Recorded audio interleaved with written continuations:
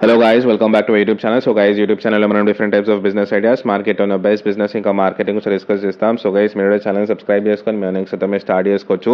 So guys ఈ రోజు మనం డిస్కస్ చేయబోయే బిజినెస్ ఐడియా వచ్చేసి బ్యాంకెట్ హాల్ బిజినెస్ గైస్. ఒక ఫంక్షన్ హాల్ మనకు అపార్ట్మెంట్లో ఉండడం జరుగుతుంది. దీంట్లో మనము డిఫరెంట్ టైప్స్ ఆఫ్ ఈవెంట్స్ అనేవి అయితే చేసుకోవచ్చు. లైక్ ఎంగేజ్మెంట్ కానీ, వెడ్డింగ్ సెరమనీస్ కానీ, రిసెప్షన్స్ కానీ, బర్త్డేస్ కానీ, క్రిడల్ సెరమనీస్ కానీ, లేదంటే కార్పొరేట్ మీటింగ్స్ కానీ డిఫరెంట్ టైప్స్ ఆఫ్ ఈవెంట్స్ అయితే మనం అయితే చేసుకోవచ్చు.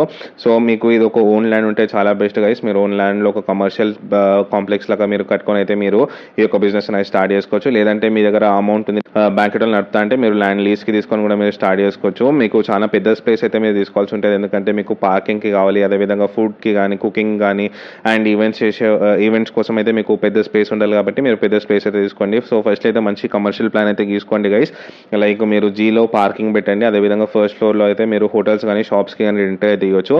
ఇదే విధంగా మీరు సెకండ్ ఫ్లోర్లో ఒక బ్యాంకెట్ హాల్ ఇవ్వచ్చు, మీరు థర్డ్ ఫ్లోర్లో ఇంకో బ్యాంకెట్ హాల్ ఇవ్వచ్చు. సో ప్రాపర్ ప్లానింగ్తోనైతే చేసుకోండి గైస్. అండ్ కిచెన్ కూడా మీరు ఎట్లా ఎస్టాబ్లిష్ చేయాలంటే మీకు ఎటువంటి డిస్టర్బెన్స్ లేకుండా ఉండేటట్టు ప్లాన్ చేసుకోండి. మోస్ట్లీ ఇప్పుడు బ్యాంకెట్ హాల్స్ పెట్టే వాళ్ళందరూ ఫస్ట్ ఫ్లోర్లో ఏదైతే హోటల్ ఉన్నదో ఆ హోటల్లోనే కుకింగ్ చేసి పైకి తీసుకెళ్ళడం జరుగుతుంది, సెకండ్ ఫ్లోర్ కానీ థర్డ్ ఫ్లోర్ కానీ. సో మనకి ఈ యొక్క బ్యాంకెట్ హాల్ బిజినెస్లో మనకి సీజన్ ఇంకా అన్ సీజన్ ఉంటుంది గైస్. లైక్ ఇప్పుడు మీరు సీజన్ చూసుకుంటే మనకి మ్యారేజెస్ టైంలో మనకి చాలా సీజన్ అయితే ఉండడం జరుగుతుంది. అదేవిధంగా మ్యారేజెస్ లేనప్పుడు మనకు అన్ సీజన్ అయితే ఉండడం జరుగుతుంది.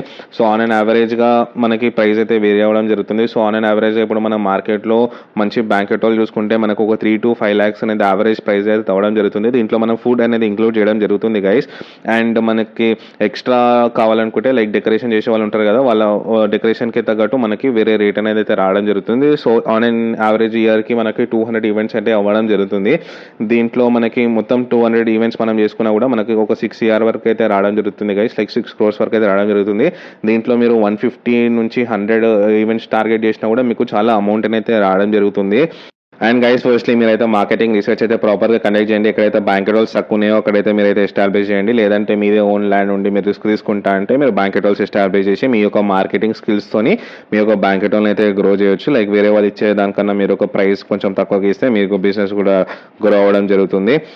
సో ఫస్ట్లీ గైస్ మీరు మార్కెటింగ్ రీసెర్చ్ చేసుకున్నప్పుడు మీరు ప్రాపర్ ప్లాన్తో అయితే ఉండాలి గైస్. లైక్ మీరు క్యాటరింగ్ వర్క్ ఇవ్వడం జరుగుతుంది, డెకరేషన్ వర్క్ ఇవ్వడం జరుగుతుంది, అండ్ డిఫరెంట్ ఫోటోగ్రఫీ కానీ, ఈవెంట్స్ కానీ, ఫుడ్ కానీ డిఫరెంట్ ఒక ఈవెంట్ అంటే మనకి చాలా డిఫరెంట్ అయితే ఉంటాయి గైస్. లైట్స్ కానీ ఇవన్నిటి గురించి ఉంటాయి కాబట్టి మీరు వీటి అంతా ఒక టీం అయితే మీ దగ్గర అయితే ఉండాలి గైస్. లైక్ మీరు జస్ట్ నా దగ్గర బిల్డింగ్ ఉంది, నేను మొత్తం కన్స్ట్రక్ట్ చేస్తా అంటే మీరు ఒక ఈవెంట్ మేనేజర్ని పెట్టుకున్నప్పుడు ఈవెంట్ మేనేజర్ పెట్టుకుంటే అతను అన్ని థింగ్స్ కోఆర్డినేట్ చేసుకొని మీకు అతను ఒక అమౌంట్ అనేది అయితే ఇవ్వడం జరుగుతుంది.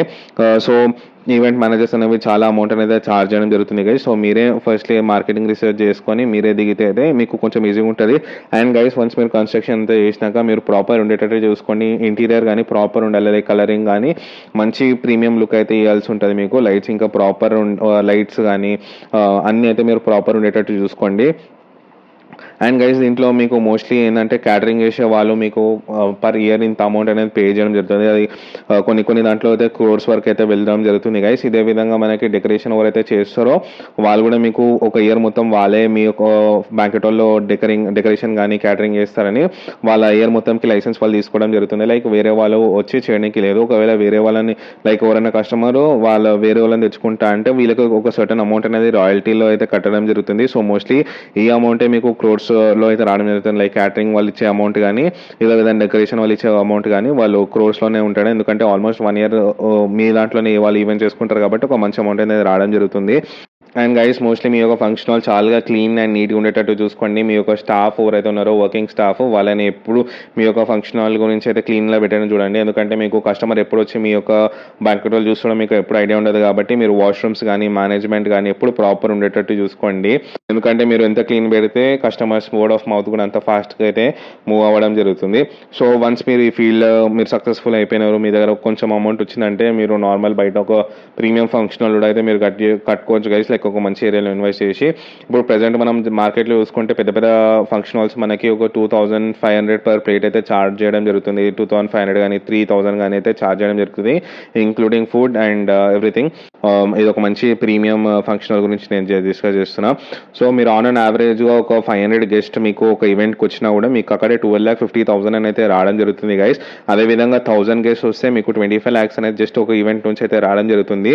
దీంట్లో మనకి మార్జిన్ అనేది వేరీ అవుతుంది. అవుతూ ఉంటుంది. కాబట్టి మీరు ఒకవేళ ఇన్ హౌస్ మీరే ప్రిపేర్ చేస్తున్నారంటే మీకు మంచి అమౌంట్ అయితే మిగలడం జరుగుతుంది గైస్. మీరు బయట నుంచి వాళ్ళు ఒకవేళ కస్టమర్ బయట నుంచి తెప్పించుకుంటే మీరు వాళ్ళ దగ్గర రాయల్టీ కట్టుకోవాల్సి ఉంటుంది. జస్ట్ మీకు ఆ యొక్క బ్యాంకెట్ హాల్కి పర్ డే రెంట్ అనేది రావడం జరుగుతుంది. మోస్ట్లీ ఒక మంచి ఈవెంట్ మేనేజర్ని పెట్టుకోండి గైస్, అతను మంచి కోఆర్డినేట్ చేసి మీకు లీడ్స్ అనేవి అయితే తీసుకురావడం జరుగుతుంది. అండ్ మీరు కూడా ఎప్పుడైతే ఈ బిజినెస్ మీద అయితే ఒక ఐ అయితే పెట్టి ఉంచవచ్చు. ఇది ఒక సైడ్ ఇన్కమ్ లాగా కూడా ఉంటుంది మీకు, కానీ దీంట్లో ఇన్వెస్ట్మెంట్ చాలా ఎక్కువ కాబట్టి మీదే రిస్క్ ఎక్కువ ఉంటుంది కాబట్టి మీరే ఎక్కువ పని చేయాల్సి ఉంటుంది. సో ఇది గైస్ ఈరోజు బిజినెస్ ఐడియా. మీ కనుక వీడియో నచ్చినట్లయితే please do like, share and subscribe. Me friends కూడా షేర్ చేయండి ఎవరితోనే బిజినెస్ చేద్దాం అనుకుంటున్నారో. Thank you.